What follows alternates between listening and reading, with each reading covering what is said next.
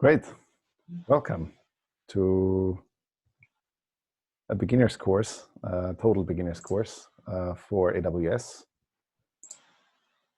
So I mainly put this together. Actually, I put this together for an internal corporate training, but then I decided to make more of this, and so it is now a full-scale DevOps at scale course for web developers, and mainly for people who have never done anything with AWS before.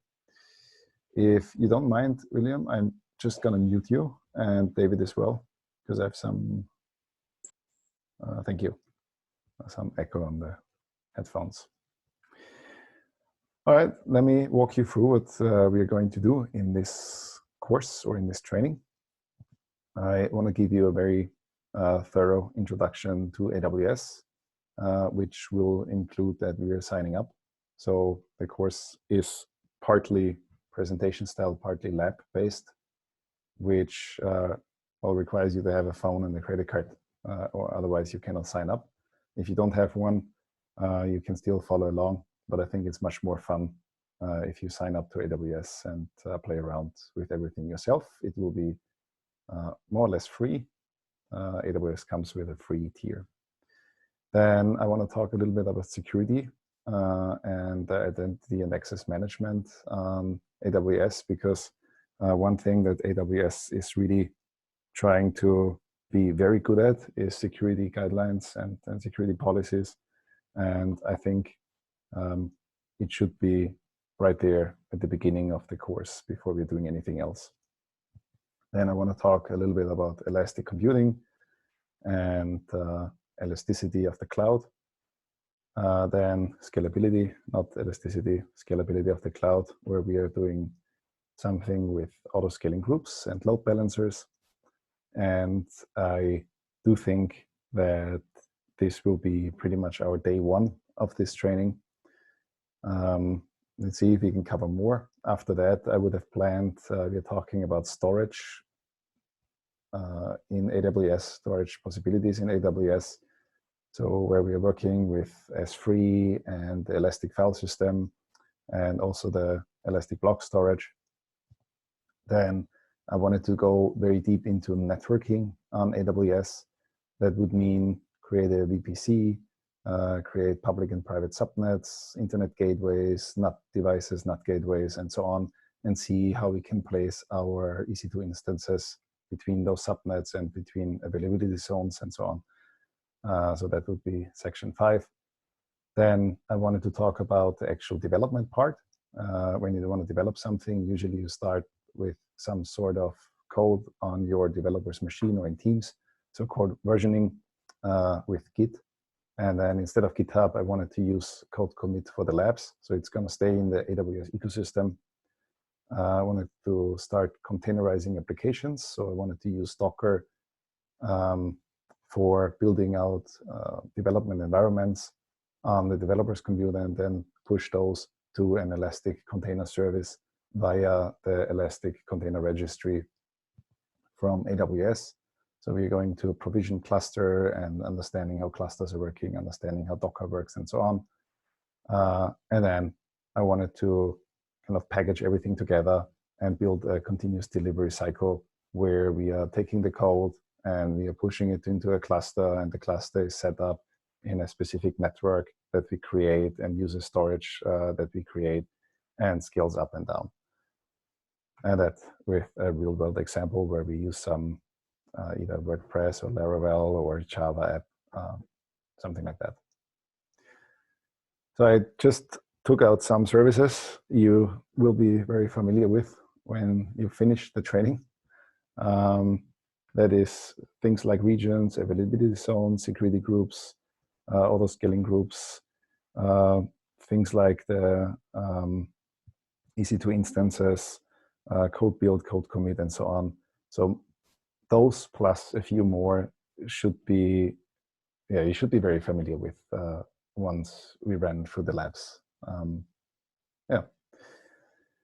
So at the end of the course, I am hoping, even if you've never heard of AWS, and even if you've never heard of Docker containers, and even if you've never heard of continuous delivery and continuous integration cycles, and you've never heard of any of those, that you will be familiar with this kind of cycle where we are containerizing an application on the developer's machine, pushing via a code pipeline, pushing the code to a code commit or GitHub repository.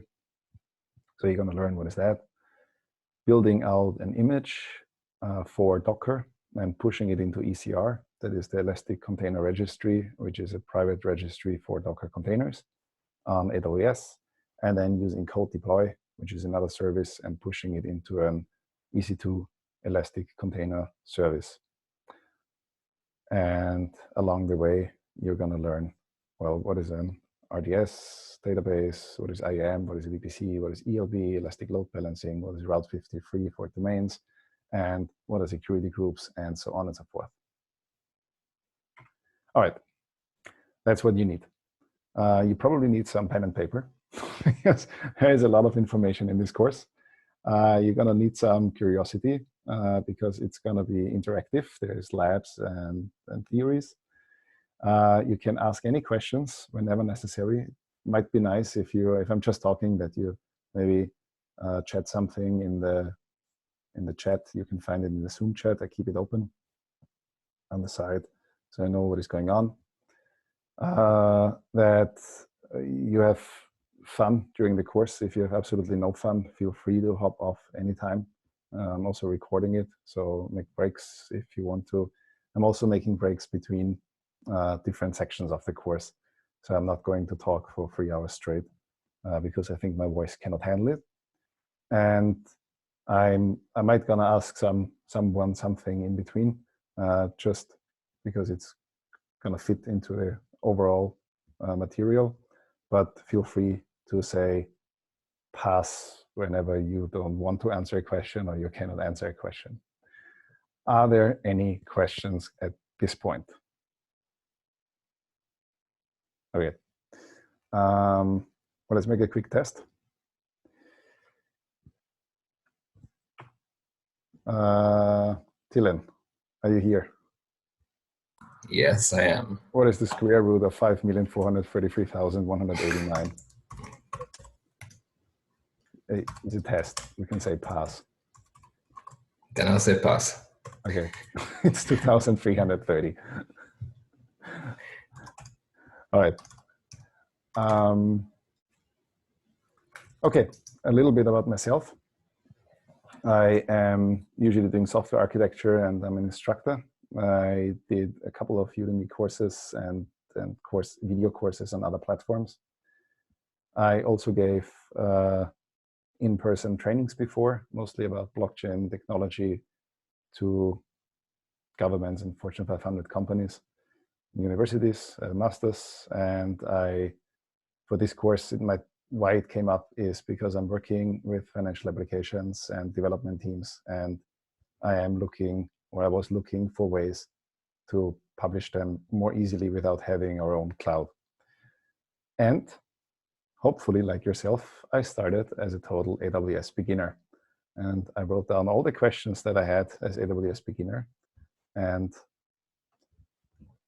made a course around it. All right. Then usually, we are just a couple of people, but usually what I'm trying to do is at the beginning of this training, figure out who am I with. And if it's okay for you, then I would just ask in the round and just wanted to know, do you have any AWS experience? What are you working with? Where are you based at? So really basic questions, just to get a feeling of the audience. David. Yes, hello. I'm a software developer from Austria. I'm currently staying in Carinthia. I work mainly with Java and C#. I come from more like a desktop environment, but nowadays everything is in the cloud.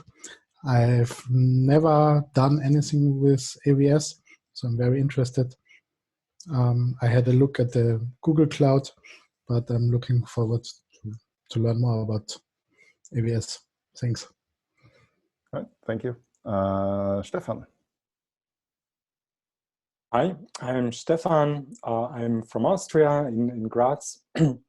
I'm a web developer, front-end programmer.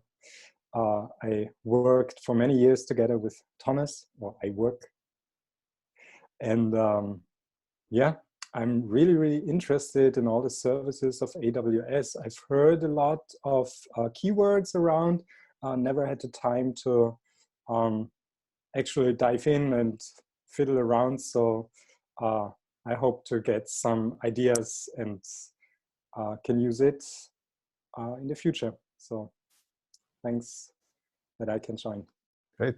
Thielen. Hi, so I have no AWS experience. I work as a PHP developer. I'm currently residing in Austria, in Graz, but I come originally from Slovenia. So yeah, I'm looking forward to getting to know the AWS in a bit more detail. All right. Yeah, William, over to you in New Zealand. Good morning. Yeah, so William, live in New Zealand. I am a data analytics professional, and I've also done some BA work, mostly to work with Python. And on the AWS side, I've got some exposure to it through work, but I wanted to cement a little bit more like into also complement with some theoretical knowledge and extend it. And I have no experience with all of the AWS services, just to set just a few of them through work experience. So yeah. All right. I hope you get the most out of the training. Thank you. And Wolfgang. Yeah, hi. I also live in Graz, like most of the guys. I work as a web developer, mainly backend development, PHP, MySQL. Yeah, and I do have absolutely no experience with AWS. All right, great. Training is for you. All right. Before we are signing up, the pricing and the free tier of AWS. The basic AWS account is free, so you only pay for the resources that you use. So don't freak out when you sign up. There's nothing to pay for. There are three types of free resources on AWS. The ones that are always free. So there's certain products that are always free. There are certain products that are free for 12 months in a limited manner, and there are trials. So when we sign up for this course, most of the resources that we're using are free, especially for this day today. I don't think we're going to use anything that is not free. And if, then it costs a few cents. So, for example, we are going to use EC2 T2 micro instances. We have 750 hours per month of Linux instances for these services. Or the S3 storage, you get 5 gigabytes of standard storage. We might gonna upload an index HTML file.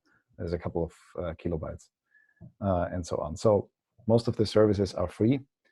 What is not free, that is, if you want to have a domain and you want to register a domain, then it costs you, depending on the ending, a couple of dollars per year. If you want to use a NAT gateway, that is not free. So it costs you about 5.2 cents an hour. We are gonna maybe using it in later days of this course for building out the network. So you don't have to, it's optional. But if you totally want to follow along, you might gonna spend a few cents. But you can skip those things if necessary. All right, if there are no questions at this point, then I would start with just a general introduction about cloud and DevOps and so on before we are diving in, because I think it might be a good idea to get the big picture why we are doing this first before we are doing any hands-on. Okay, let me start with the DevOps definition, and I got this from the Wikipedia. DevOps is a set of practices that combines software development, and information technology operations, so DevOps. And the aim is really just to shorten the development lifecycle and provide continuous delivery with a high software quality. And I think that the cloud is pretty good at that. There's also another kind of definition. DevOps is very often viewed as an approach to applying systems administration work to cloud technology. I think it's a mix of both. And if I had to choose one of them, I would say the first one really nails it, what we're going to do in this course. So what is cloud computing? What do we understand as cloud computing?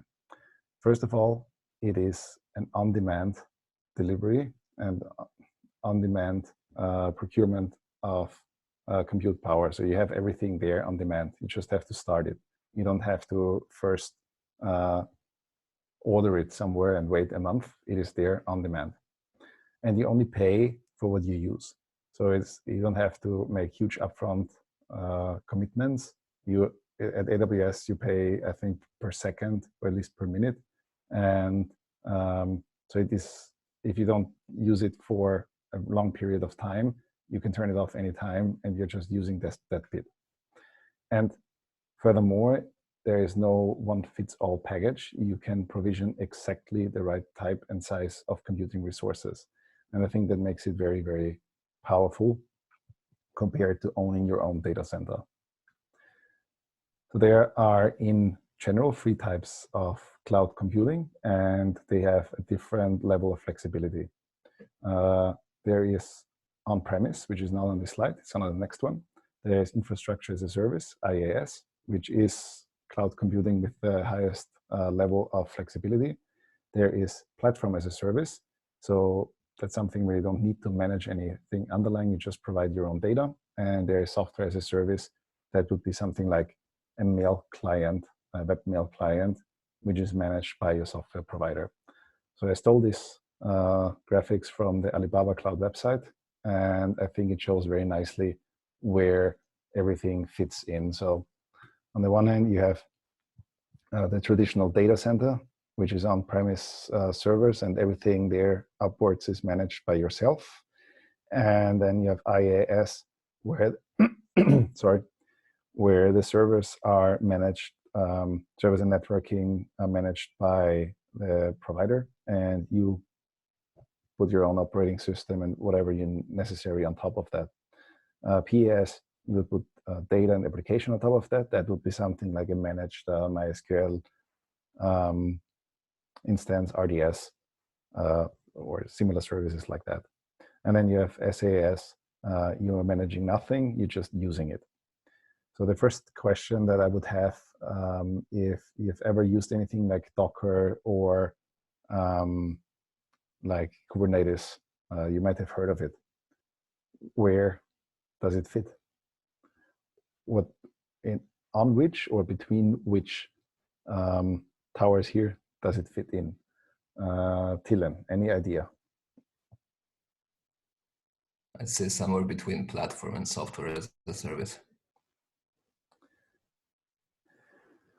Yes. No. It is between IaaS and PaaS. It is running between here. And what is between platform and software as a service would be something like AWS Lambda, where you just provide functions and the rest of the whole underlying operating system or operations is handled by AWS. You don't have to manage any operating system updates. You don't have to put in any patches. Everything is done. Also, if you've heard of Heroku, that is also in between. For me, it would be in between platform as a service and function as a service, because it is not exactly only provide your own data.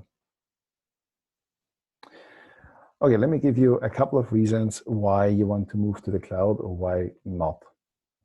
And I want to start with 4 advantages of cloud computing that I condensed from the 6 advantages of cloud computing from the AWS website. The number 1, and that's a really huge one from a management perspective, if you want to start with your own infrastructure, that is, you trade capital expenditure for operating expenses. And that means you are not spending money for running and maintaining your own data center up front. You are just buying resources when you need them. So the way how this looks like is when you start with a traditional IT on-premise hardware, you have a large amount of fixed costs at the beginning, and then variable costs or operating expenses on top. And versus when you start with the cloud, you usually have 0 to none capital expenditure because you don't need to buy any servers. Nothing of that is yours. You're just renting it. And as time goes by, your users grow, you can easier budget for them. So from a management perspective, I think it's much easier to reason why you want to use the cloud. Second thing is you benefit from massive economies of scale with the cloud. Amazon currently has over 1 million customers and growing in more than 190 countries. So they are trying to serve them very well. Their whole infrastructure is built around the idea of high availability and fault tolerance. So they have currently 22 launched regions, each one with multiple availability zones. They have another 5 regions announced, and that is just massive. That means that are around 100 data centers somewhere that they own that you can use directly by just signing up and placing one of the instances in a region. If you would do this by hand, if you want to serve customers from New Zealand in Frankfurt, or from New Zealand in America, or from America in New Zealand or in Australia, and you would have to build up your own data center there, it's very costly. So for starters, you are definitely profiting from that. And Amazon isn't going anywhere. They had 2018 a revenue of $25.6 billion US, and they were owning 34% cloud market share, which is huge compared to Microsoft's 11% and Google's 8% and IBM's 6%. Also, the biggest customers they have, both from the enterprise and startup sector, are well-known customers. They are not a niche product anymore. And they have quite some big spenders, where I want to highlight Netflix, which is on the top. Netflix is the only customer where AWS openly admitted that brought their infrastructure to a point where it was not scaling anymore. So Netflix is penetrating AWS infrastructure so hard that they don't know sometimes how to handle the load. That's the only customer so far. Otherwise, it scales very well in all directions. Also, if you have any problems on AWS whatsoever, Google is your friend. You just type in your problem plus AWS, and you most likely find a solution to that. So it's not, again, it's not a niche player. There's a massive amount of users. In 2017, Stack Exchange had around 100,000 questions concerning AWS, which made about 1% of their overall questions. So I think you are in good hands if you are building up something on AWS. The next one is very obvious. You can stop guessing capacity.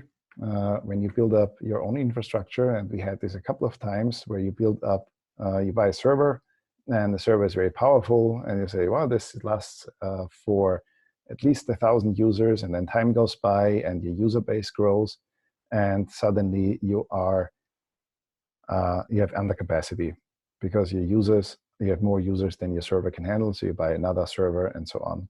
Versus the cloud usually tries with the elastic model to go with your user base and provide enough resources, just enough resources that you can handle your user base. Just a little bit of overcapacity, but not massively.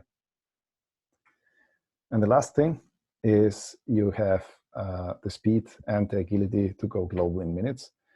And it doesn't really matter what you want to do. AWS is compliant with pretty much any certification that you want to do. They have a very large list of certifications that they have, and they provide an overview of all their services, what they are certified with. So if you want to do something in healthcare, if you want to do something for the government, if you want to do something for the credit card industry, pretty much anything is covered there. And if you look at the questionnaire from large financial institutions, then you see they're mostly tailored towards deployment in cloud providers like AWS. So it's making your life very, very easy if you want to do this. So let's give me some pros. Again, no upfront cost.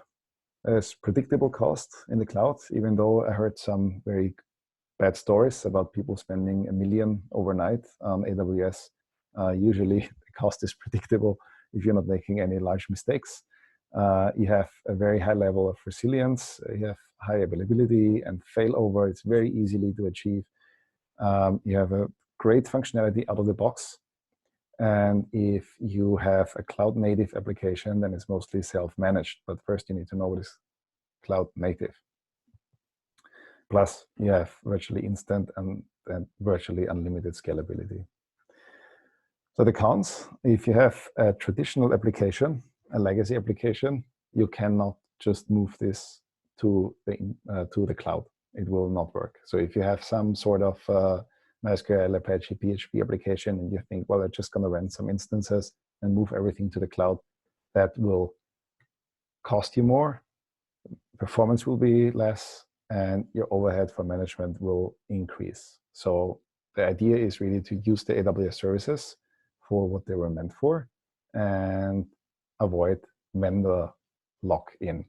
Vendor lock-in means if you are using AWS exclusive services and you just follow the AWS guidelines, you will mostly end up with a sort of software that cannot run anywhere else.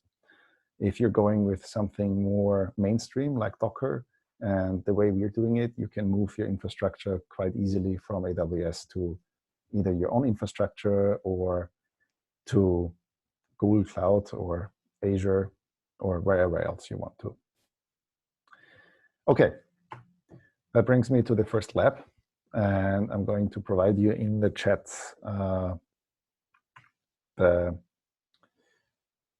where is it? The walkthrough.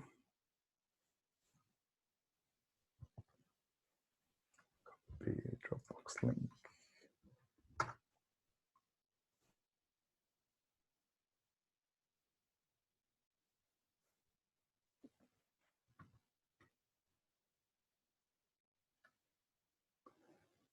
All right. What I want you to do is, you have the link in the chat box. I want you to open the sign up page, sign up, enter your details and your credit card number. AWS will deduct $1 and just see if the credit card is working, and then refund you the $1 later. Then you need to enter your telephone number and wait for a code. And then I want you to create a billing alert. So that is really just in case something goes wrong, that you're getting an email when you overspend your budget and you're going to set the budget to 1 cent. So in case you are over, or 10 cents or $1. So in case you're over this small budget, you get an email and you can immediately have a look what is going on. So that will be the content of the first lab. And well, let me ask if there are any questions at this point.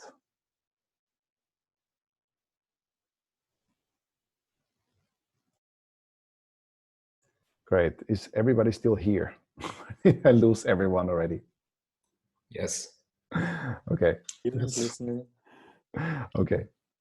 Well then, sign up. It shouldn't take longer than 15 minutes. I would say. Well, let me know in the chat box when you are finished with signing up.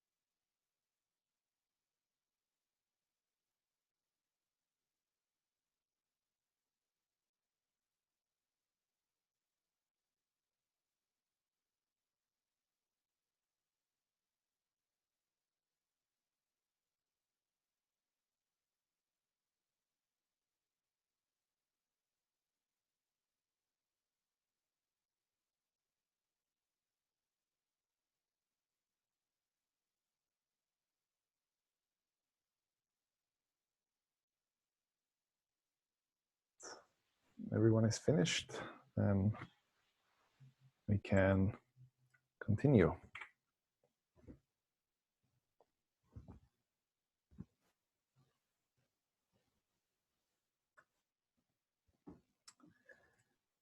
Okay, before we are going to start instances and so on, let me just quickly tell you how AWS built up the whole infrastructure.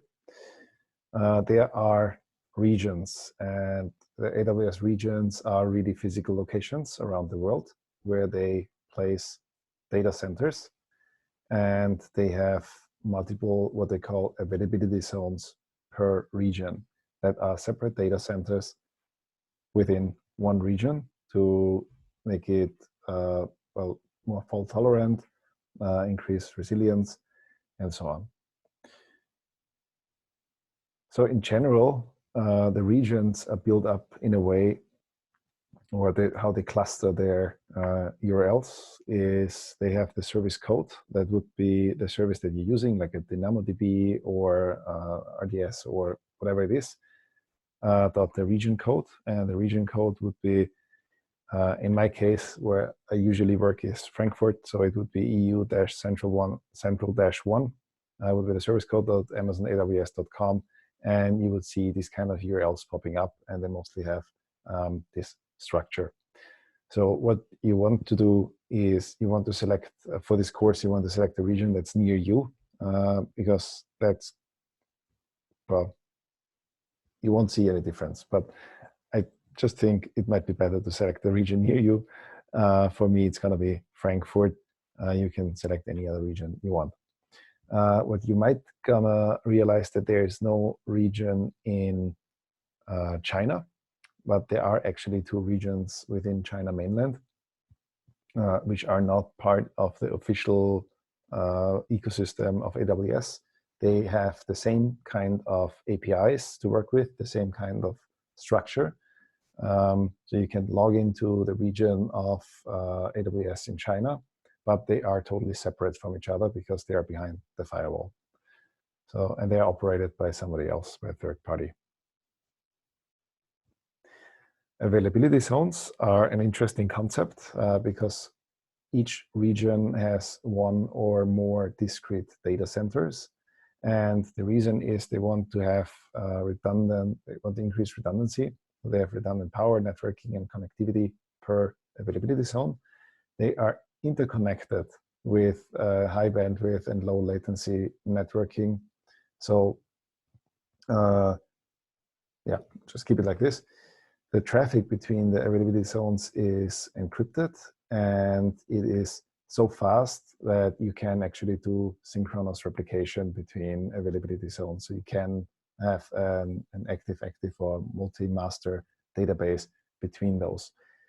They are separated from each other physically though. So they are not hundreds of kilometers away from each other, but by a meaningful distance that if something happens in one data center, nothing can, or a high chance is that nothing happens in the other data center. Then AWS is built around the idea of compliance. So you are in control of your data. It's not like you're uploading it to Dropbox or to Facebook or any other service. So the data you upload there is data you own in the region where you have your infrastructure, and it's physically located there. So you can meet any regional compliance and data residency requirements. And yeah, it's kind of very easy to comply with anything like the GDPR or any other requirement from governments or healthcare providers within AWS. Yeah, what is the idea? The idea is to go from something like this to something else. So what is the standard approach of hosting?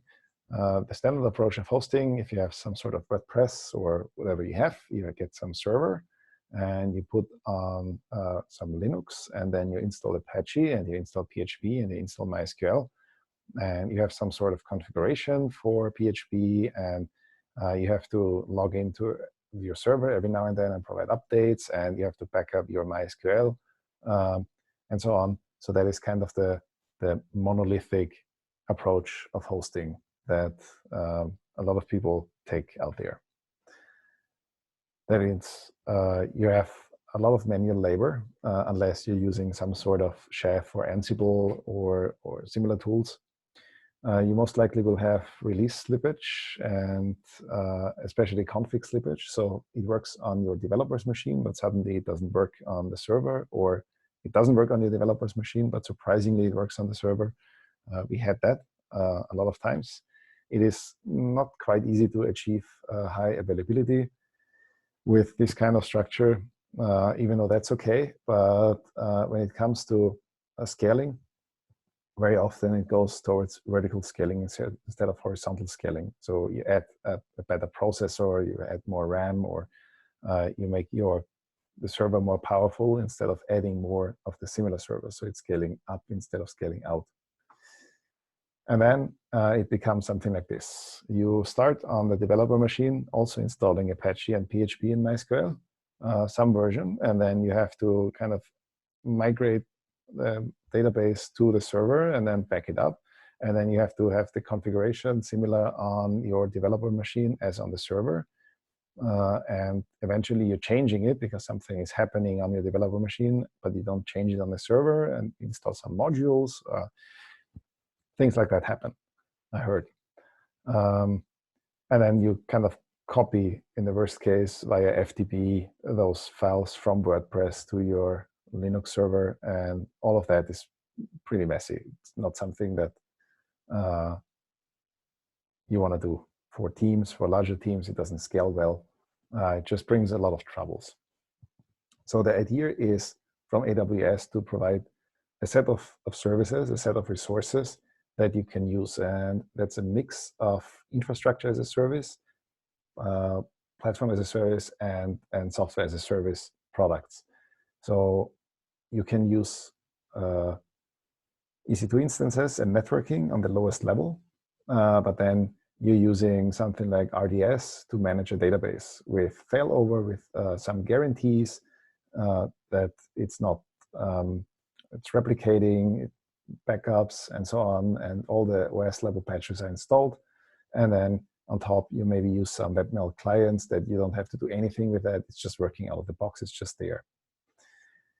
And then AWS gives you the ability to provide automation to configure everything via the command line interface, the AWS CLI, or via CloudFormation templates, or you can plug in any third-party things like Terraform to actually put together your infrastructure. So all in all, it is a pretty neat thing if you use it in the right way. Plus, it gives you pay-as-you-go pricing with some, you can have dedicated resources on AWS, as we will see later, but mostly it's pay-as-you-go pricing really for the resources that you use. And it gives you, through the documentation of AWS, a lot of best practices, but with the flexibility that you can do whatever you want to do. So there's not one single way to achieve what you probably want to do.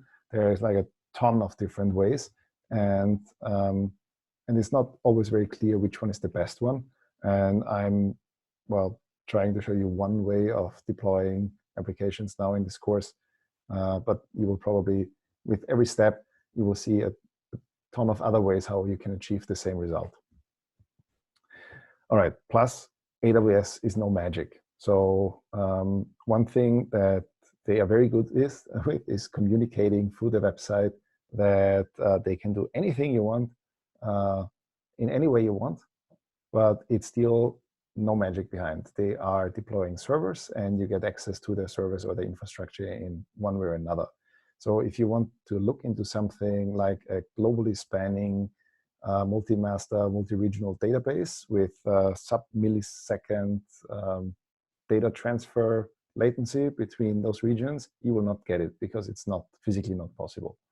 But if you're looking into some services that are easily always available and easy to configure, then AWS is probably a good way to start. All right, let's go to the next lab and create a first AWS instance, because I think that's what we're here for. It's going to be an easy lab. Post it again in the chat box, and just quickly discuss the lab. Nope, that's the wrong lab.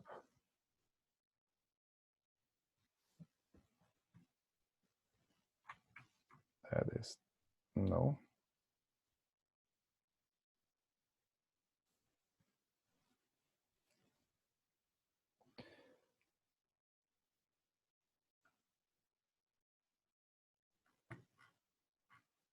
Huh? Give me a second.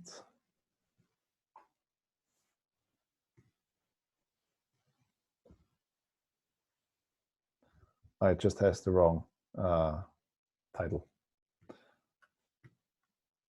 Gonna write that down. So still the right lab, but the wrong title.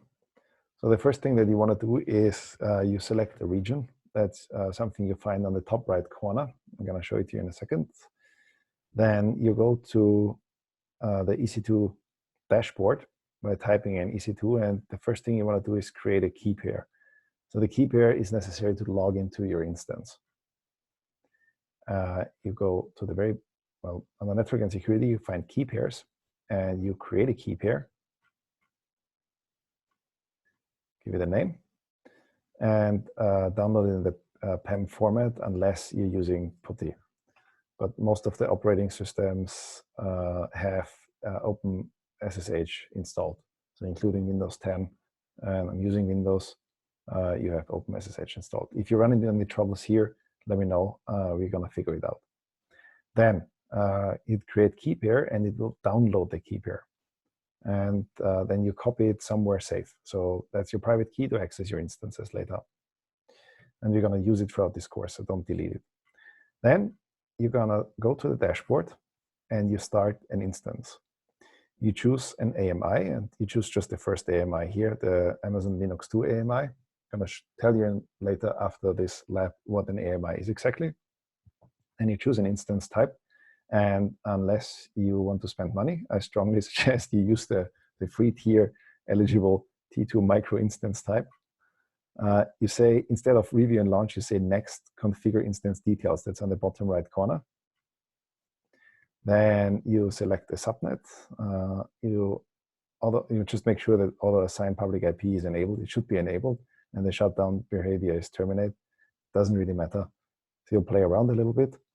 Then you go next, and then under security groups, you make sure that the SSH security group on port 22 is allowed on any IP address. Then you hit launch instance, and you select the key pair, acknowledge, and wait until the instance is running. And then you find the public DNS over here on the right side in the details of your instance.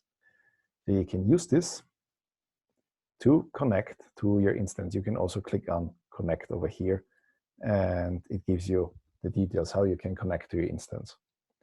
So then you need somehow to get in connection to your instance. So your SSH -i, your key pair file, the EC2-user at the IP address of your instance or the public DNS, and you're in.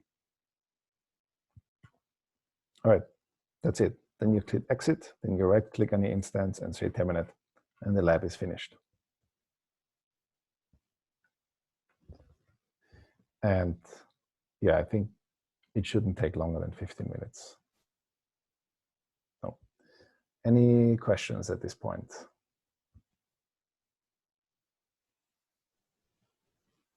Okay, I'm going to pause the recording. All right.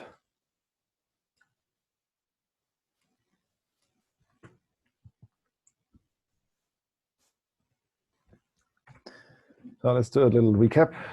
What did we do? We launched an EC2 instance. We selected an AMI, an Amazon machine image, selected an instance type. Then we configured some sort of firewall. It's called security groups on AWS. And then we SSH'd into the instance, and then we terminated the instance. Doesn't look too hard. Then diagram, it looks like this. That you really have the AWS cloud, and you go via an internet gateway into your VPC and into a subnet, and then into the security group. And inside the security group, you have your EC2 instance, and from your client, you SSH into that instance. Any questions to that? Great. Let me talk about the security a little bit and then make a short break before we do the next lab. All right. Amazon operates on a so-called shared security responsibility model. There is security responsibilities for the customer and there are security responsibilities for AWS. In general, it looks like this. AWS is responsible for securing the infrastructure that is the cloud, and you as a customer are responsible for anything you put onto that cloud or you connect to that cloud. That is very important to understand that Amazon is not responsible for everything, and you are not responsible for everything either. Amazon or AWS, Amazon Web Services, protects the global infrastructure. That means the hardware, the software, the networking, and all the facilities surrounding with all the certifications that they need in order to run those data centers. Amazon is also responsible for any configuration which they consider managed services. That would be PaaS. So Amazon makes batches, OS updates, configuration updates, and so on for DynamoDB, RDS, Redshift, EMR, workspaces, load balancers, and so on and so forth. So everything that is managed by AWS, you don't have to worry about this. And Amazon does also these basic security tasks. So for most of the services that we are going to use, except of the IaaS services, Amazon does everything for you. You just have to provide the data. For EC2, you start your instance, but then you have to update the instance yourself. And you're responsible for that. You're also responsible for the right network configuration and so on. So all the infrastructure as a service services or resources, they are completely under your control. So it's like having your own server in a data center, just that it's not a full server, it's just part of a server. And plus, Amazon gives you the ability to create user accounts and user roles and so on via the Identity and Access Management Console, IAM, with all the goodies like MFA, multi-factor authentication, and API keys, security credentials for different other services and so on. So you should use them. And we're going to do this in the next lab, where we are talking a little bit more about IAM. What other things is AWS doing? Well, first of all, it has network isolation. That means in AWS, a VPC is your virtual network and is logically isolated from, it's an area in AWS that builds up your own cloud in the cloud. Then there is subnets and all the other network goodies that you would have in a normal network that gives you control over what is going in and what is going out and where are things logically placed inside your VPC. So if we are starting an instance, it's launched into a subnet, and the subnet belongs to an availability zone. And the subnets are used to isolate different tiers of the application, and we will see that later in the networking section of the course. The isolation on physical hosts is that the EC2 instances are isolated like a physical host. There's a hypervisor that isolates CPU and memory, and you only get access to virtual disks instead of raw hardware access. And when you terminate an instance, then all the RAM is set to 0, and every block of the storage is reset to 0 as well. So you cannot get access to memory or disks from previous users, and then there's something on it. It will always behave like there was never something on it. And the same for you. If you terminate your instance, it will be scrubbed. Also, network access is managed on the MAC layer. So you get a network interface, a virtual network interface, and a MAC address, and that's assigned randomly, and all the traffic that comes from your interface must come from your MAC address, and all that's going to your interface must go also to your MAC address. So you cannot just sniff around. When you sign up with AWS, you get a username, and that is a root user. And this root user gives you complete, unrestricted access to AWS, including billing, including everything else that is in AWS. And it's not a good idea to use the root user for everyday access. So concerning the minimum security is to create a different user for your everyday access, and so-called IAM user, and not use your root user at all. I think I just logged in once with my root user, and that's it. So as a minimum requirement is create this root user and never share your own credentials with anyone, and create a new user if necessary. IAM is entirely free. IAM stands for Identity and Access Management. It controls who is authenticated, who can sign in, who is authorized and has the permissions to use what resources. It is free. It is built around users' policies, users and roles, and policies and resources. And via the policies, you define which user or which role get access to which resources, and it is a deny by default. So if you don't have access to, if you don't have explicit access to a resource, you are not allowed to use that resource. And in the next lab, we are going to create our own IAM user. We will give it administrative access, so it's going to be an administrative user account within your AWS environment, and then log into with this user and so on. So let me share the next lab with you. Create an IAM user.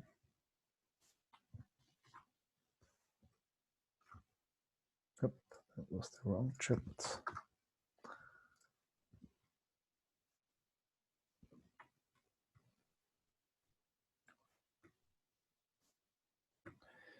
All right, it shouldn't take very long. You basically create, you log into the IAM dashboard. It will already tell you that with a lot of exclamation marks that you should create an individual IAM user. So you go to manage users here. You add a new user.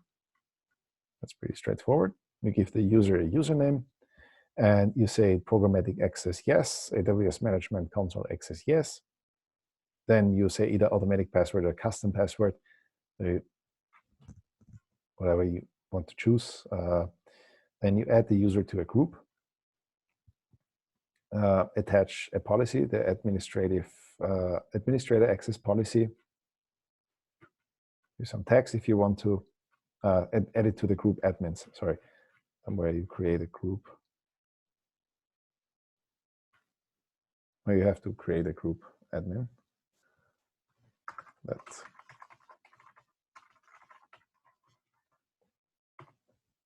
It will ask you for the group name. So it should be straightforward.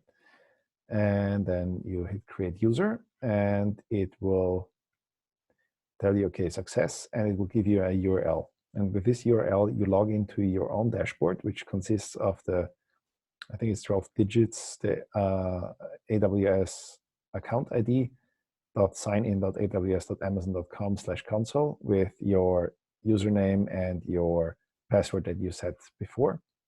You log into that one. And then you're in. You're an administrator, and the lab is finished. All right, this shouldn't take longer than 10, 15 minutes maybe. I will pause the recording again. There is the recording. All right, let me talk a little bit about the IAM, the Identity and Access Management, because I think it's quite interesting how you can do stuff there. Is it okay if I mute you, William? Oh, okay, sorry. I didn't mute myself.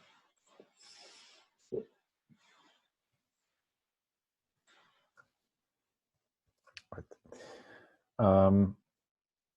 So in IAM, you have policies, and those policies define permissions of either an identity or a resource, and you can attach a policy to both in many cases, and you will see it later with S3.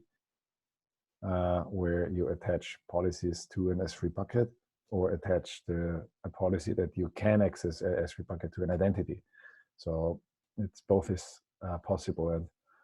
And the way this works is they have a policy language. It's a JSON style.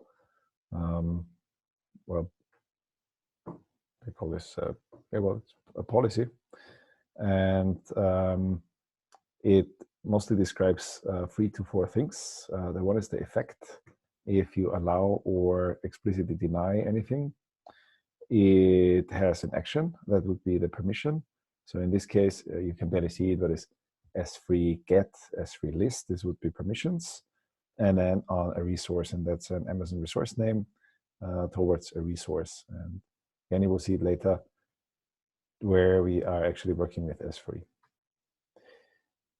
Then an identity is, you can attach these policies to users and groups or roles. And the next question would be, what the heck is a role or a group or a user?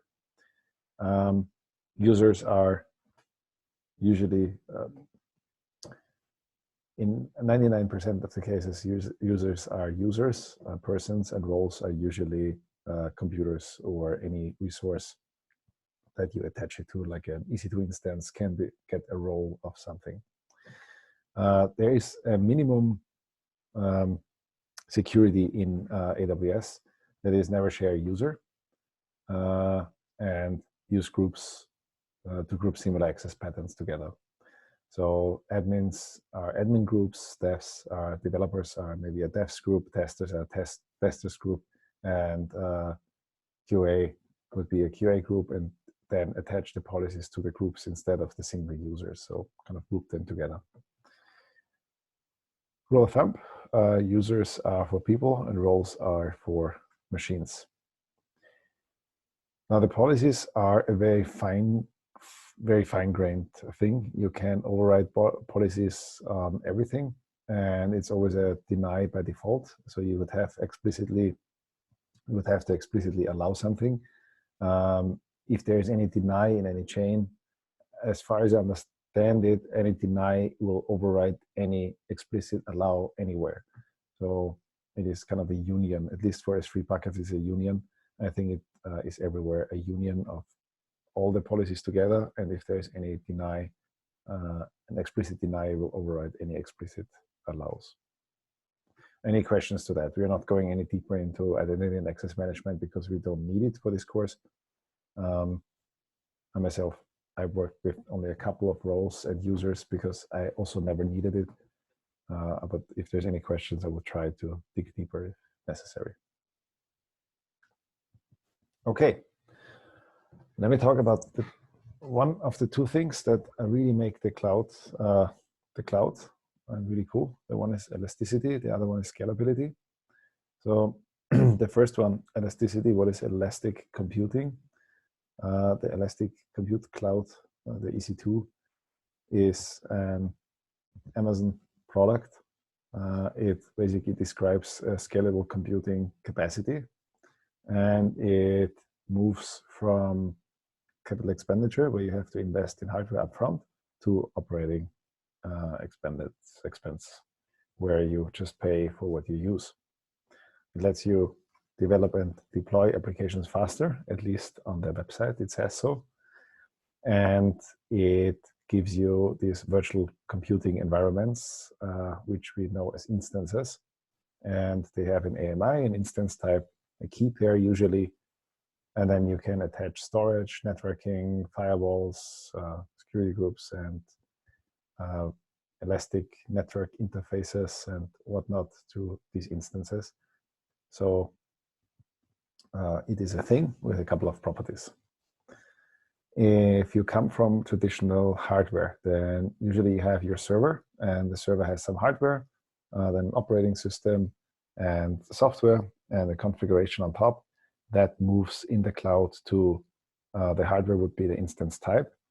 The Amazon machine image would be the operating system plus eventually some additional software. And then you add in a key pair for login. And then you have temporary and persistent storage on top as a maybe a so-called EBS, elastic block storage, volume for persistent store and instant store, temporary storage, and that is your instance, and then you connect to other services.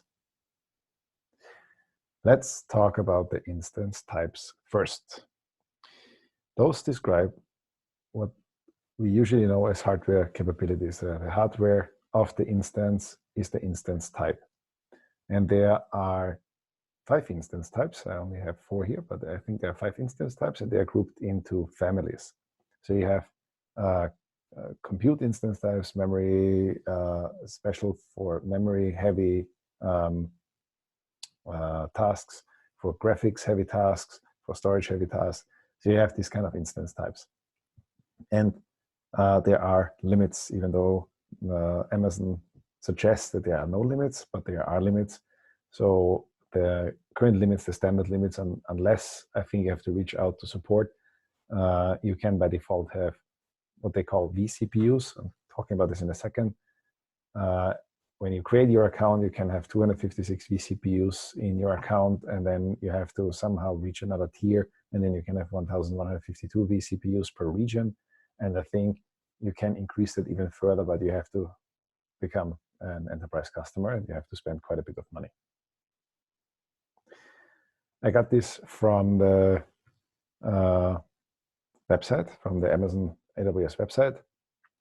So the instance types are pretty fine-grained. So there's general purpose instance families, compute optimized, memory optimized, storage optimized, and accelerated computing optimized. And you would have to choose between, different instance types gives you different kind of capabilities. I'm not going any more granular than that.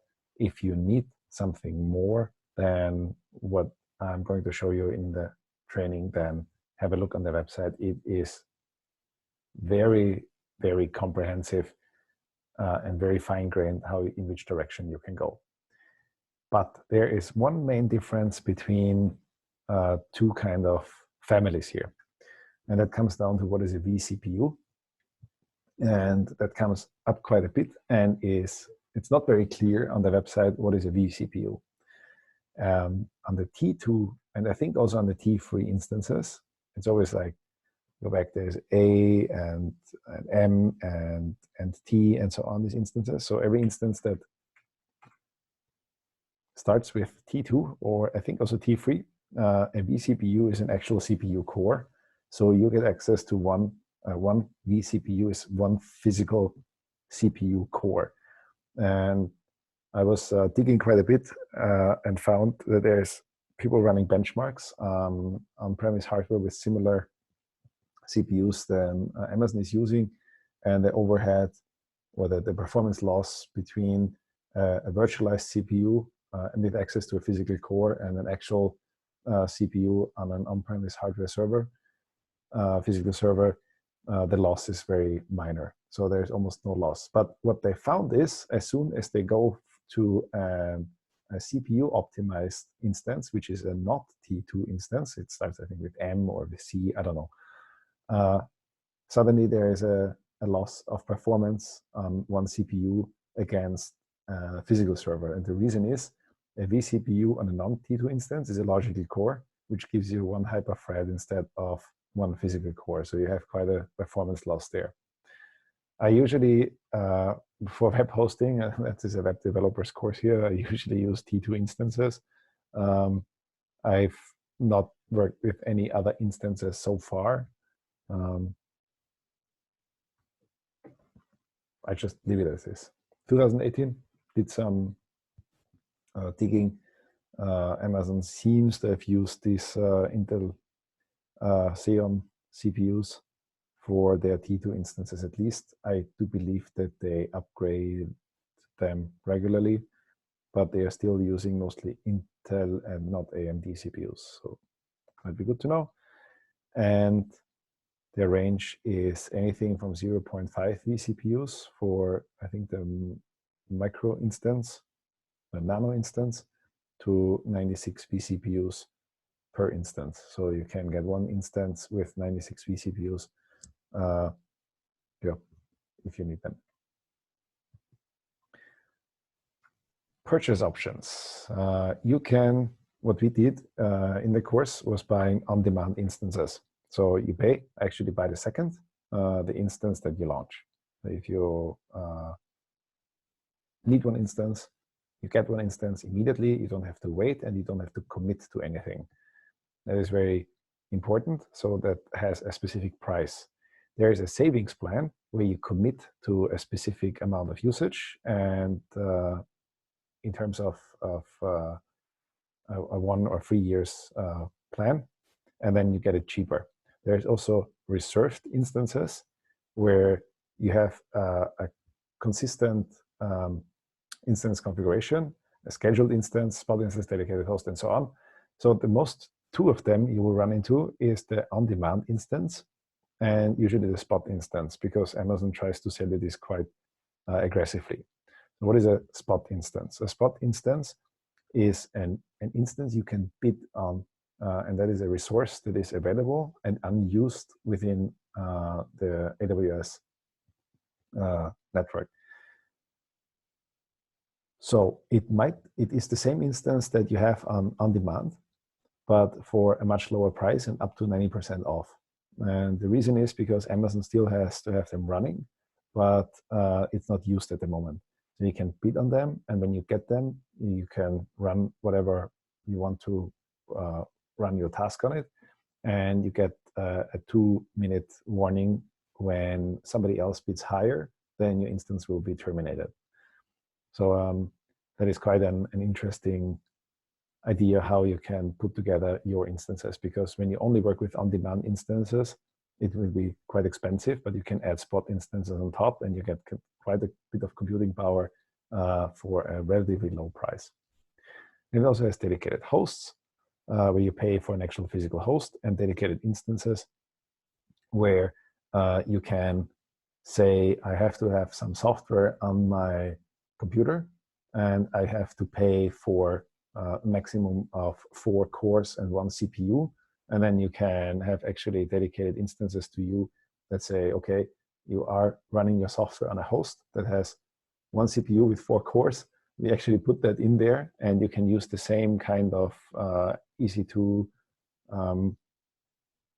console and the CLI and all the REST calls against your instance. It will work the same way, just the hardware is different. Okay, now the pricing is something that comes up very often, and the problem is the pricing depends very much on what you're using, and there is no one-fits-all answer, like how much will it cost to run X on AWS, because it depends on the instance type, on the type of rental. It will depend on the kind of operating system you're using. So, Windows is a little bit more expensive than Linux, and additionally on the region of placement. So in Frankfurt, you pay more than in US East. So all of that together will give you some sort of price, and it is there is an actual price calculator on the AWS website. In case you want to project or you want a budget for a project that you have, you can use that calculator. But first you have to know what kind of instance types you need to use. So that is this course for. Then there are some strategies, and that is usually for the spot instances that I mentioned earlier. Almost never it is interesting to go only for spot instances, and almost never it's interesting to go only for on-demand for larger projects.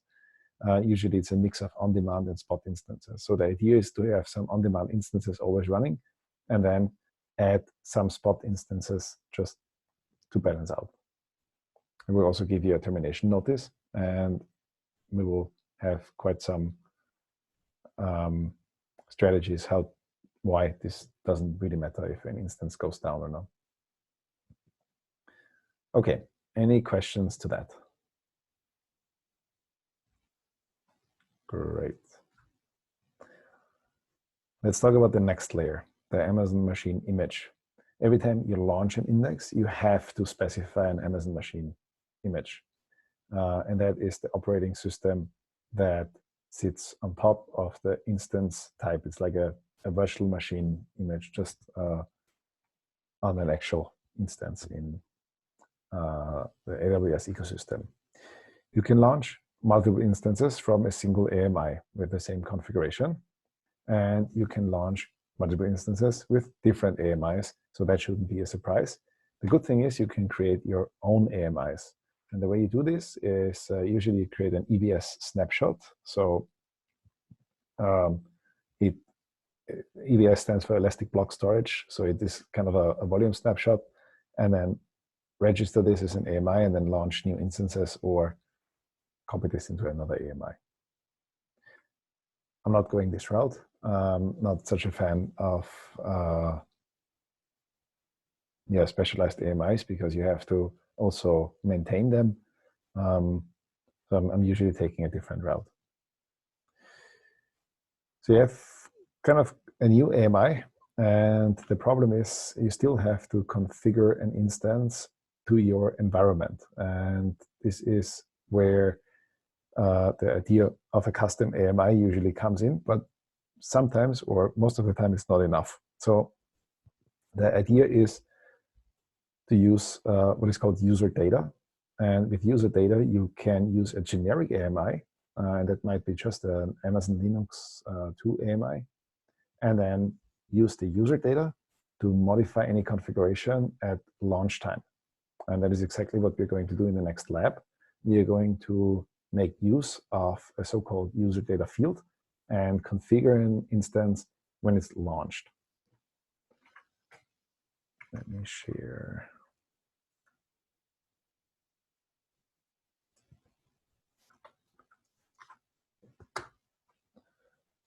Over here and open it.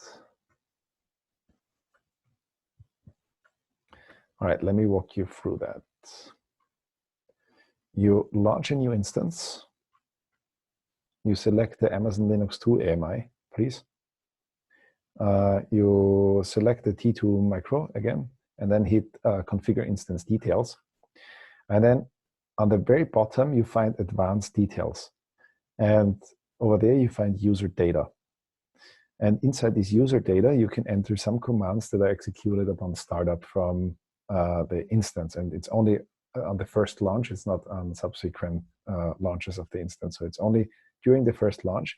You just copy and paste the script. I hope copy and paste works. It should work somehow. And download the file. And then go on, look at the security group with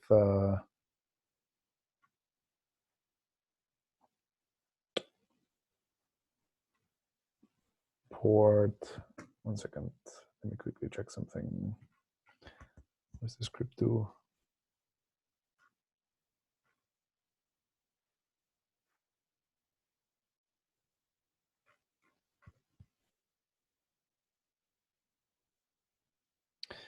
You would have to create a security group. Why is that in there?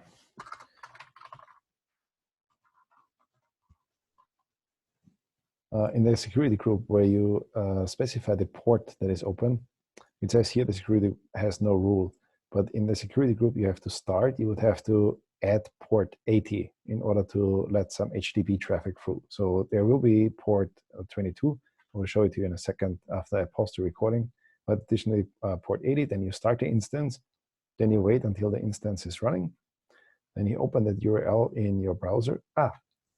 Sorry. We're not doing it this way. Yes, forget this, what I said. Just don't add any rules to the security group, launch the instance, select key pair, get the public DNS, open your browser. It says the site can't be reached. So what you want to do next is you want to see the security groups here and edit the inbound rules. It will open the security groups window and go to the inbound rules and edit the inbound rules. And then add a rule and add an HTTP type rule from anywhere. Save the rules and reload your browser. And then you should see the Apache test window. And then you can also open this PHP info script, which we create during the user data field. And it should give you the PHP info and the lab is finished, and then tear down the instance again. All right. Any questions to that?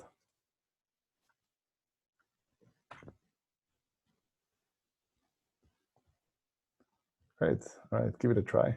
I'll be here.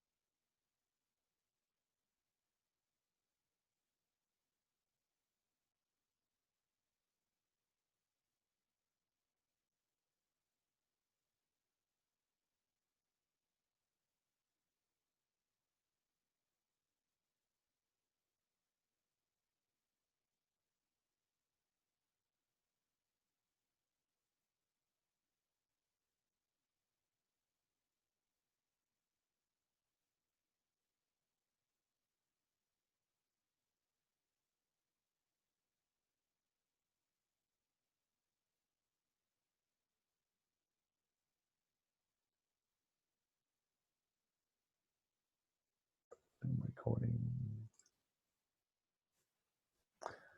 All right, so what did we do? Launched an instance, but instead of we logged in and did something, we used the user data field to configure the instance in startup and installed Apache, PHP, MySQL, or MariaDB in this case, and then set some permissions and created a PHP file with PHP info inside in the www.html php info.php. Yeah, the user data field executes scripts at the startup of your instance, and usually only during the first launch. It can be configured to do this at every restart, but usually it's just during the first launch. And it's executed as a root user, so you don't use sudo or anything inside the user data script. And it cannot wait for any user input. So yum or apt-get, whatever you do, it's usually with the Y flag, just to confirm any choices by default. So now we can install something, but we have another problem. We don't know any details about the instance from within the instance. And that's, well, mitigated by a host that is always available unless you turn it off, which gives you instance details about the running instance. So when you're inside your instance, you can curl the IP address 169.254.169.254.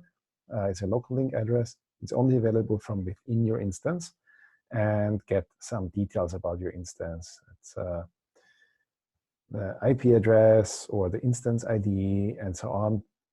And that's exactly what we're going to do in the next lab. We're working with this metadata from within your instance. Let me share.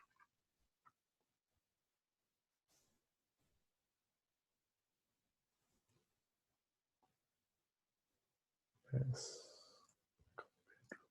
link.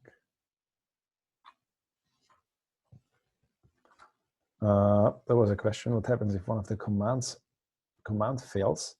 It is like any command that fails during yourself being logged in.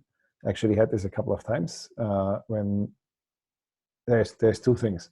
Either the instance doesn't come up and then you have to terminate it, or usually the instance comes up and you can SSH into the instance and you will find all the logging output in var logs, user input logs, I think. This is where it is logged to. And then you can debug whatever script you had. But I don't think I wanted to give you the opportunity to use the user data, but for the ECS, for the clusters and Docker, we are not using user data at all.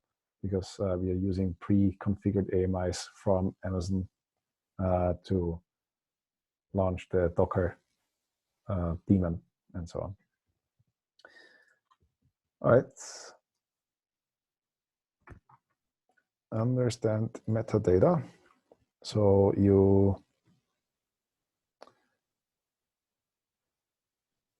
hopefully didn't terminate the instance, unless when you terminated the instance, just restart a similar one.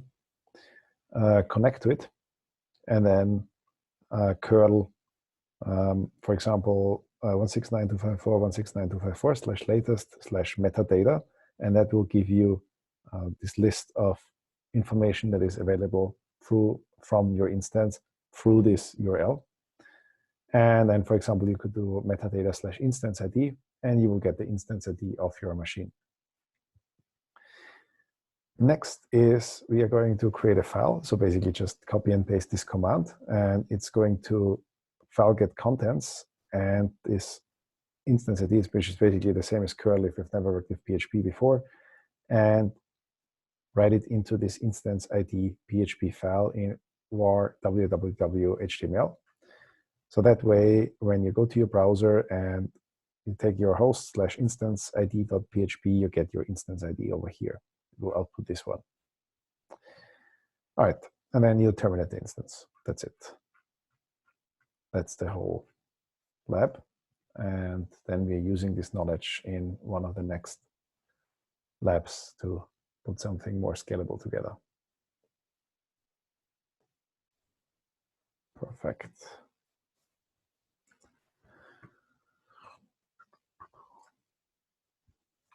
All right, what did we do? We are curling or querying information from this address via the instance. So we logged into the instance, create this kind of special instance, and got data back and gave us the data through our web interface or through our web browser.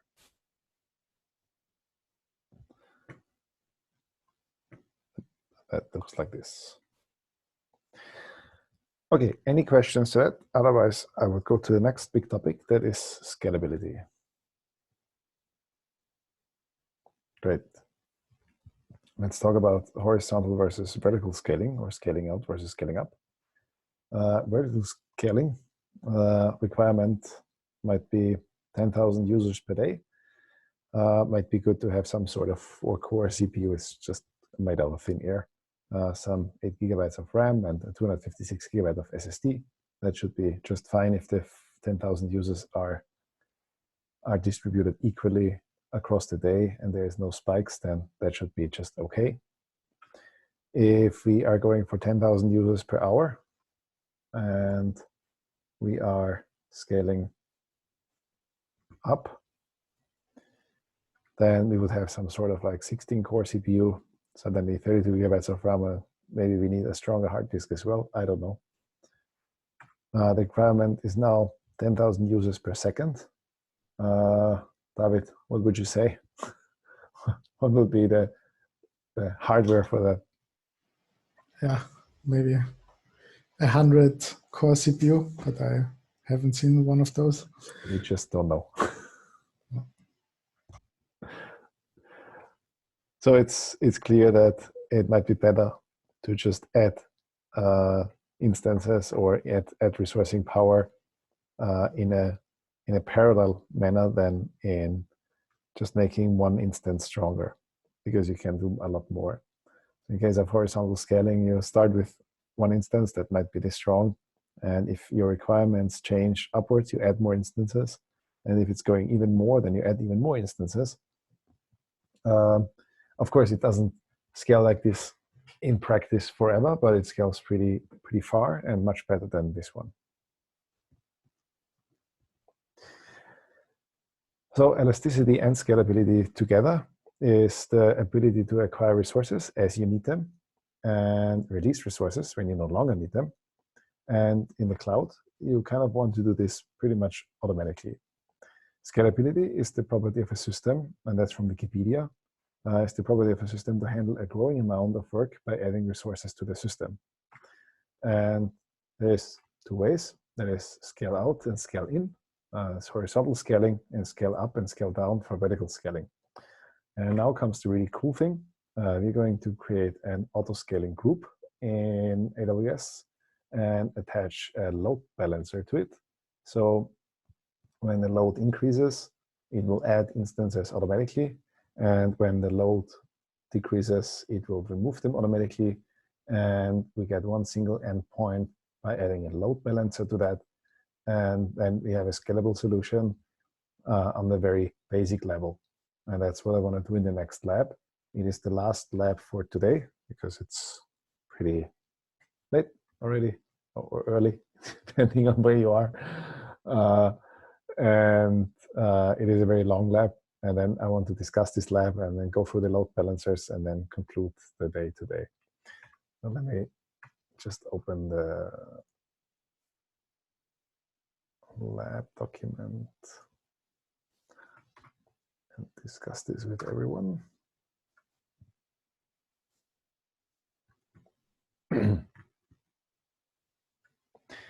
Okay, we are going to automatically scale instances with load balancing on the very basic level. So we are creating an auto-scaling group. We are actually not scaling out or scaling in because we will not generate any load. But from a theoretical point of view, it should be enough to get an idea. So you go to the EC2 dashboard, and then you create on the bottom of the list here, you create an auto-scaling group.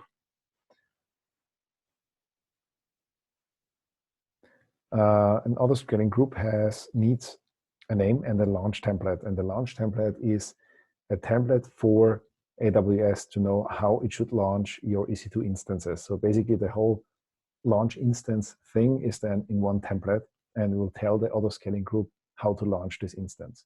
So you create a new launch template, give it a name, select an AMI, select the Linux AMI again, an instance type, select D2 micro, a key pair if you want to log in, select your key pair.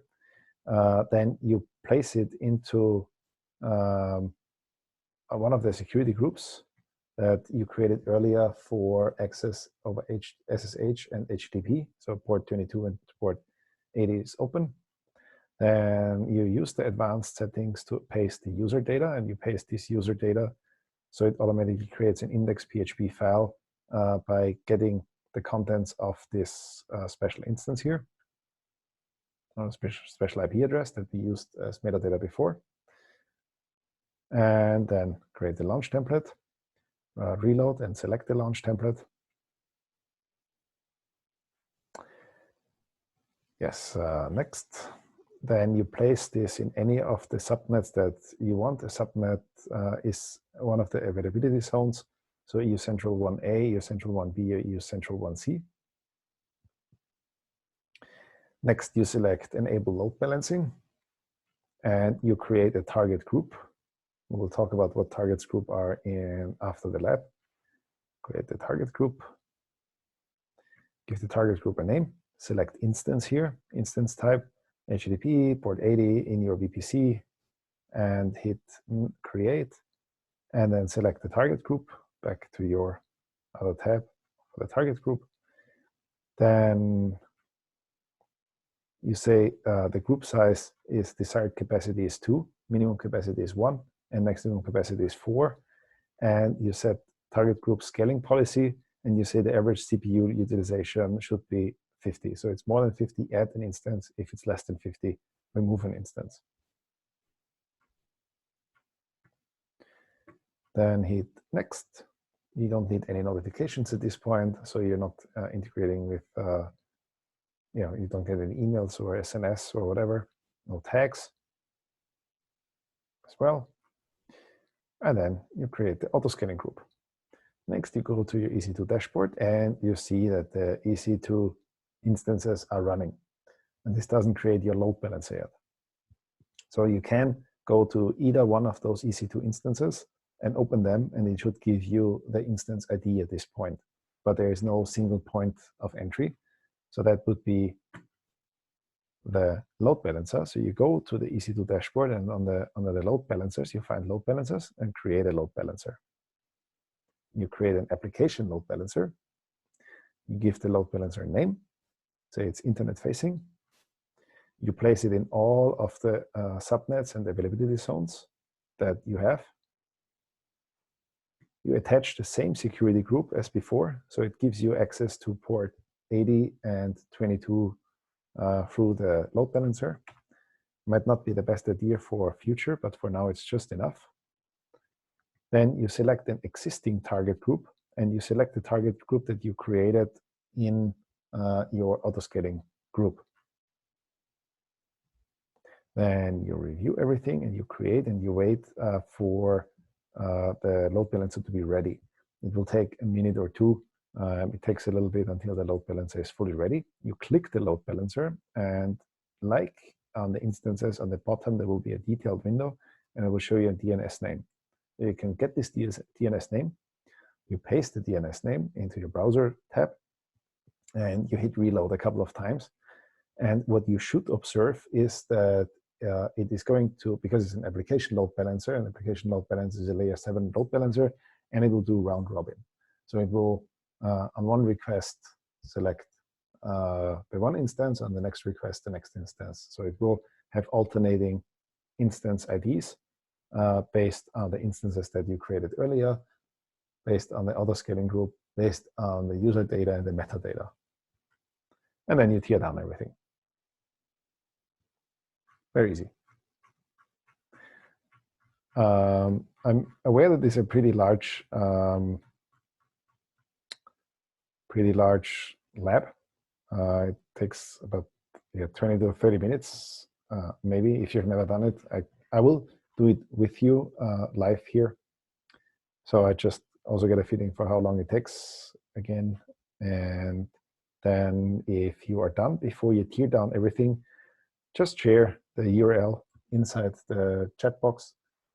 And maybe if you want to give it a twist, add some message to the index PHP file.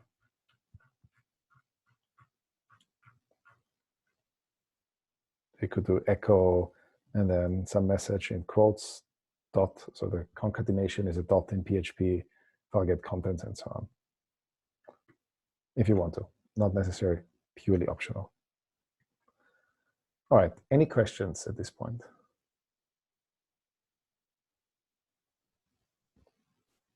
Great.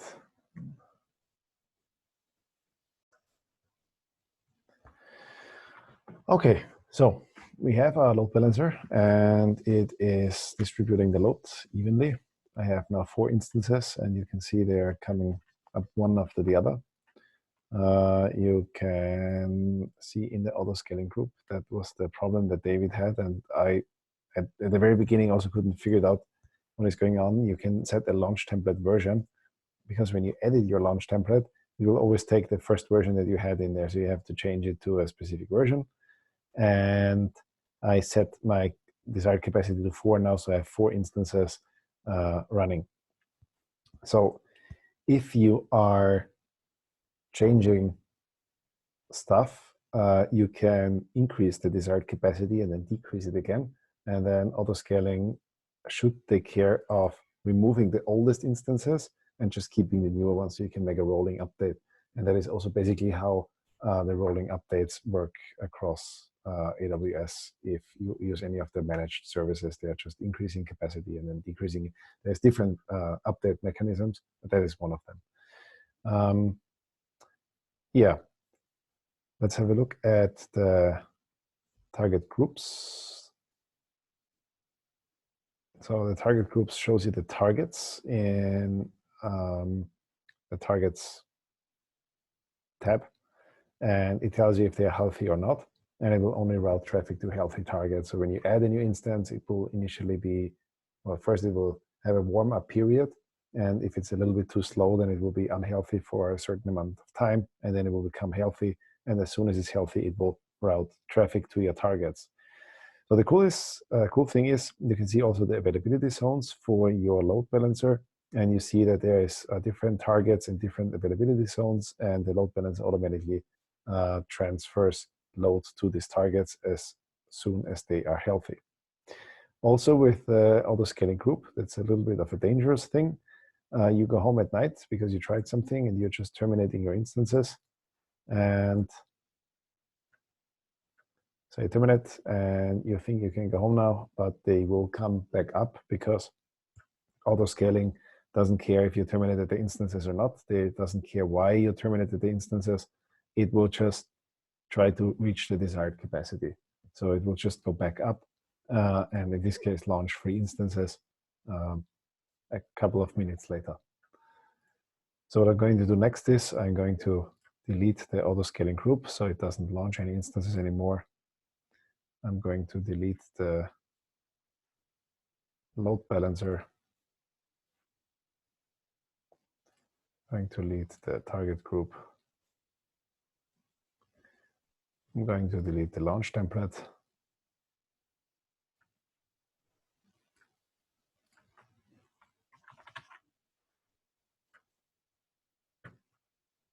And I see if there's any EC2 instances popping up. Oh, they're all terminated. All right, great. Any questions to that? No.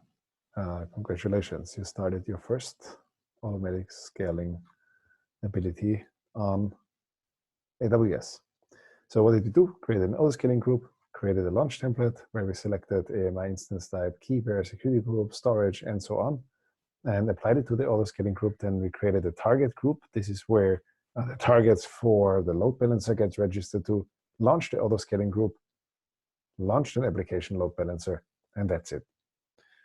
Architecture-wise, we look into something like this. We have a VPC, and inside this VPC, we have our 3 subnets that come by default with the sign up from AWS. And each subnet is placed in an availability zone. And we span 1 autoscaling group around this. And we said we have a certain number of desired capacity, and then it will launch 1, 2, 3, 4, 5 instances and place them in one of the availability zones or the subnets. And then we launched an Elastic load balancer, an application load balancer, and added these instances automatically. The autoscaling group will take care of that, added them automatically to the target groups. And additionally, there is a security group placed around it. That's kind of the software firewall. And the user, in our case us, can go through an internet gateway, which we will learn later what it is exactly, to the Elastic load balancer, and the load will be spread across the instances that are running, in this case in a round-robin method. Now, the bad thing is the security groups around the instances also allowed access via port 80 from anywhere, and that's maybe something we don't want to have. For now, it's okay. We were just testing something, so you can directly go to the instance or you can go via the load balancer. Okay, what is an autoscaling group? An autoscaling group is something that you will encounter quite a bit in AWS. It is an automatic scaling for AWS resources, and it has usually these 3 parameters: minimum, maximum, and the desired capacity. The feature of the autoscaling group essentially is free. What you pay for is the EC2 instances and maybe the CloudWatch logging and whatever you use on top of that. But the autoscaling functionality itself is free. We launched and terminated EC2 instances in an autoscaling group. And in Amazon ECS, it is used to count up and down in response to load variations. That's something that you will see later. So it is used in both, in EC2 for launching and terminating EC2 instances, and in ECS for doing basically exactly the same thing, just in a more containerized manner, the Elastic Container Service, ECS. You can use 2 ways of scaling. The one is manual scaling, based on some scaling target policy, or even totally manual. Or you can do predictive scaling. And predictive scaling will use 14 days of historical data and then try to scale your instances before the load hits your instances. why use autoscaling? It's fairly easy to understand. If you just have one server and your load increases, maybe this is 100%, and that's like 30%, 10%, and then you go from one server, it's almost 100% is full load, and then it goes down and it goes back up, and it goes almost to 100% or even more than 100% down again and again. So with dynamic scaling, you reach something like a constant load across all your resourcing power, computing power, all your computing resources, sorry, and you increase computing resources from 9 to 10 a.m. You decrease computing resources because you know there is almost no load, and then you increase again at between 1 and 3 p.m. Because you know the load is going up. So the overall load on your system will be bearable. What is a launch template? A launch template has all the configuration information to launch an instance. There's different versions of launch templates, and unless explicitly given a specific version, the first version is the default version, but that can be configured. And it looks like this. You have a version 1, and you say it's going to use a T2 micro, this AMI, in this subnet with this key pair. But in version 2, you add the security group. In version 3, you say, wait, T2 micro is a little bit too small. We're going to use T2 medium, and we're going to use a different AMI and a different security group. Now, with everything that we've done in the console, you can also do this via the CLI, via the command line. So in case of a launch template, it would be AWS EC2 run instances -- launch template ID, and then the ID and the version, specific version, and then it will run instances or run one instance with this launch template. You can also just run an instance without a launch template or create launch templates via the AWS CLI.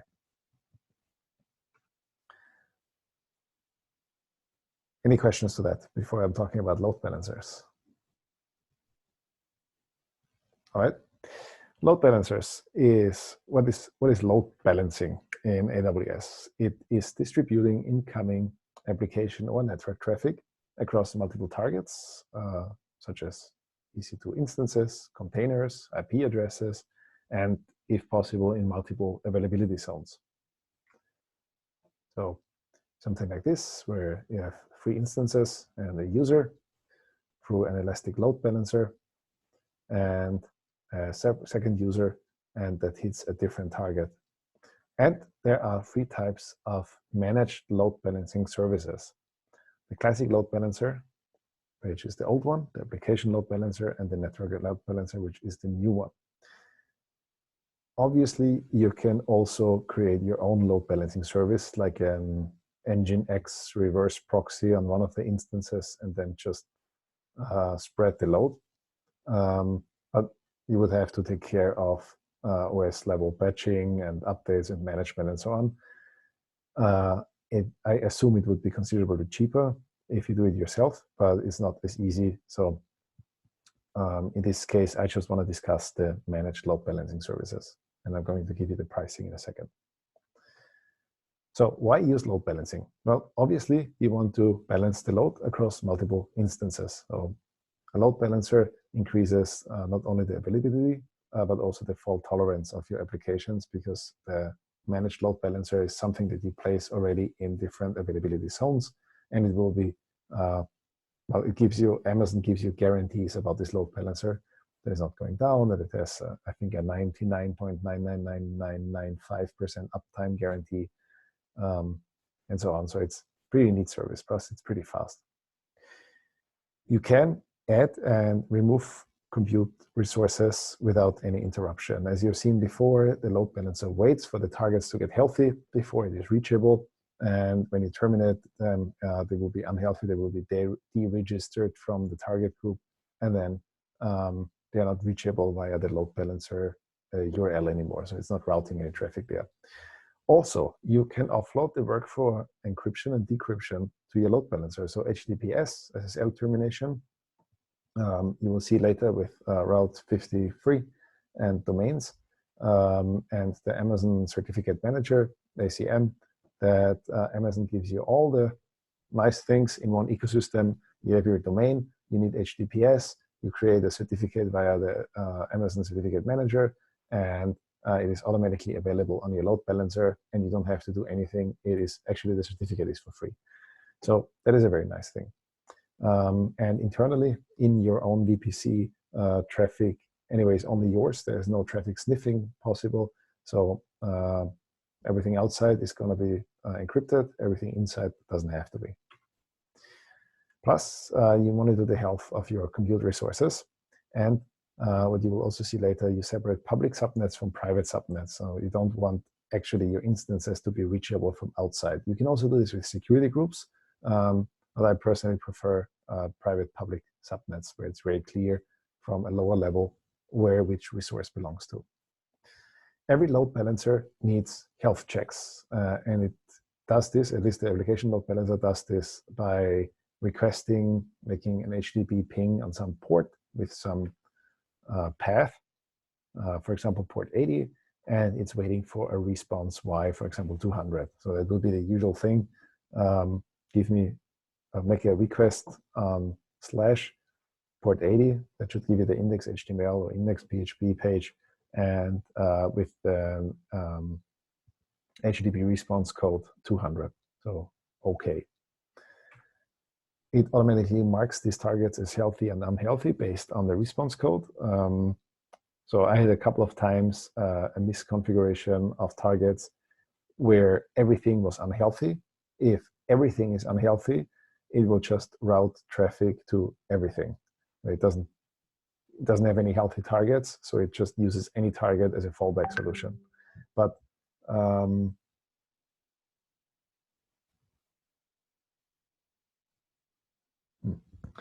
But it usually has to have some healthy targets, and as soon as it has a healthy target, it uses this one and doesn't use any unhealthy targets anymore.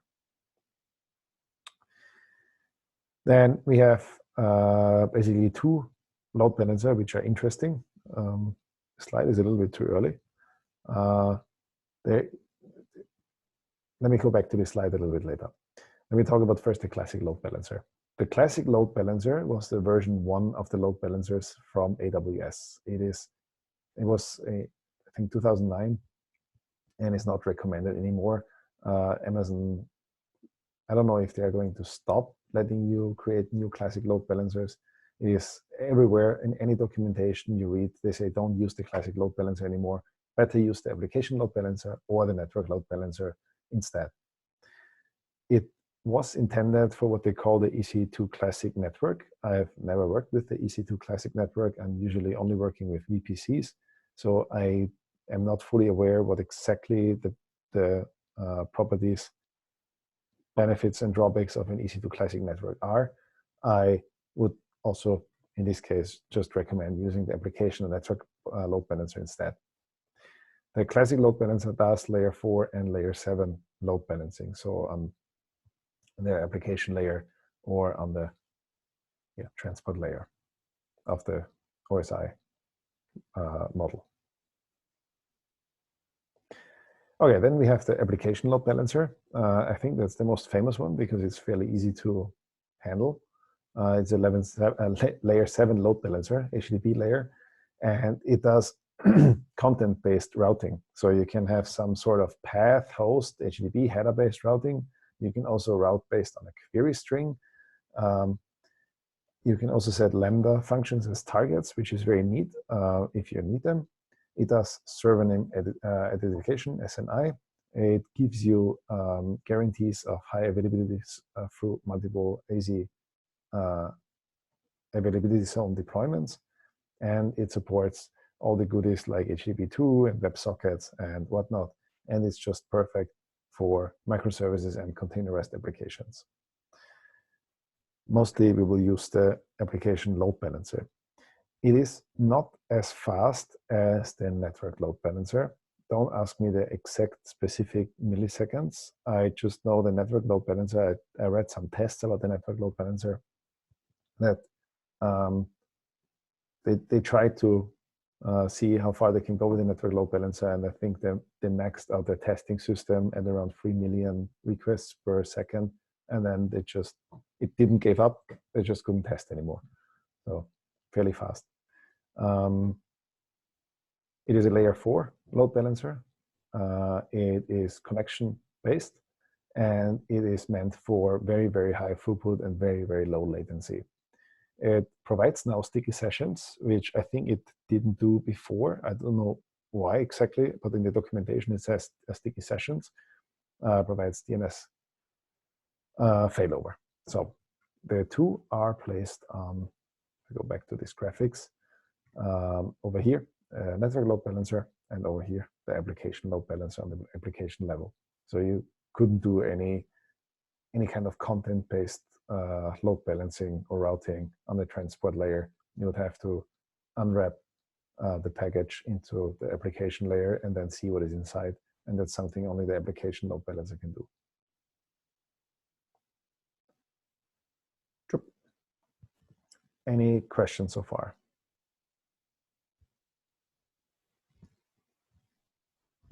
Great. Then every load balancer needs a target group. And a target group groups targets together. That doesn't come to a surprise. And it also defines how these targets are health checked. So every target group has the targets and the health check for the targets. And then they get attached to a load balancer. Let me give you an example of a path-based routing before we are finished. And that's really the last slide. Let's say you have some sort of service, and then you provide a search on top of it. So you would have the service running under myservice.com, and then everything that is myservice.com/search should go to a different kind of service. So a microservice. Maybe you have some sort of how is it called? Like a Lucene index, Apache Solr, or how is it called? Yeah, something like a full text search based wiki or something like that on the /search, but it should be an API. So what you do is you create two target groups, and the one is for your main endpoint. That might be a REST interface for some sort of database service, and another target group for a REST interface that goes towards a search or something. And then you have an application load balancer. And everything that is default is going to the one target group. And then you define a path on top of that. So it will be a regular expression that the application load balancer will look for and will parse, and then will say, okay, path is /search/ my topic or my service or my class or whatever is behind, and will route it to these targets, and they will respond. So you can do all of this with the application load balancer, and it's extremely famous for microservice architecture. And that's it from the load balancing. The next big topic would be cloud storage. I think that's something I don't want to cover today. Yeah. Any questions at this point? I have a question. During your research, did you compare Amazon Web Services with some other services from Google or Microsoft or IBM or something? I did not really. I did come across some comparison, but at some point I had to kind of focus on one and give up the others. I have a little bit of experience with Microsoft Azure because of their blockchain offering, but it is extremely limited. So I was literally running twice something on there, but nothing else. I also have a tiny bit of experience using the Google Kubernetes engine because I was running a project there, but I didn't set it up. I was only using it.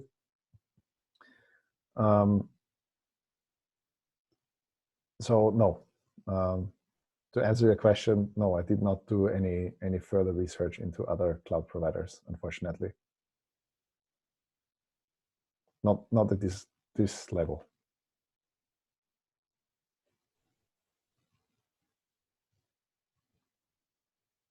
But I would be very interested if somebody can offer a training like this one for other cloud providers. I would be very happy to join that.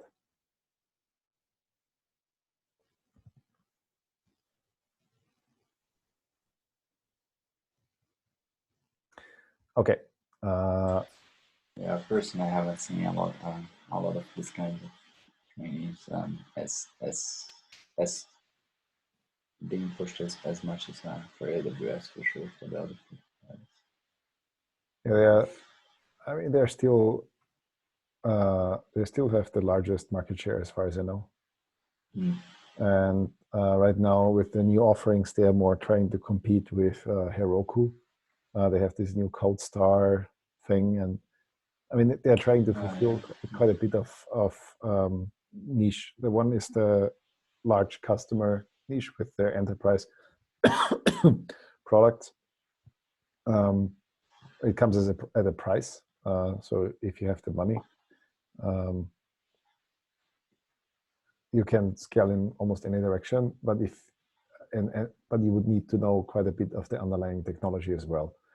And I think to make it much easier for people to come on board, they created first something like Elastic Beanstalk, where load balancers and development environments and everything is set up for you. And if you're not too familiar with CloudFormation templates and so on, so Elastic Beanstalk makes it quite easy.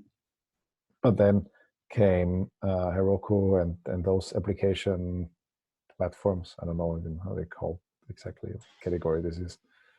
And then they saw, I guess, a huge opportunity to get that market share as well. So they created Cold Star now for smaller developers, smaller teams, single developers. There's still a bit to gain, but let me go back to the third slide here again, just to see what you are familiar with now. A region should be fairly familiar now, I assume. An availability zone should also be kind of familiar now. A security group should be also familiar now. Auto-scaling group should be something you should kind of know now. Elastic load balancing should be kind of clear now how that works. Amazon EC2, that's something we have discussed quite extensively. Amazon Management Console obviously logged in and did everything of that. VPC is something that we haven't discussed in detail. And private subnets and public subnets, it's something that I want to do next time. And the rest is, this is S3. And the rest is already container and data and automation. Yeah. How do you feel with this training or course so far? Does it make sense to continue? Oh, very good. Thank you. I think the load balancing was especially interesting. Yeah, you need to cover the basics first somehow to go into the advanced topics. Otherwise, it gets pretty fast, pretty confusing. So I don't think I could start with Elastic Container Service first and walk backwards.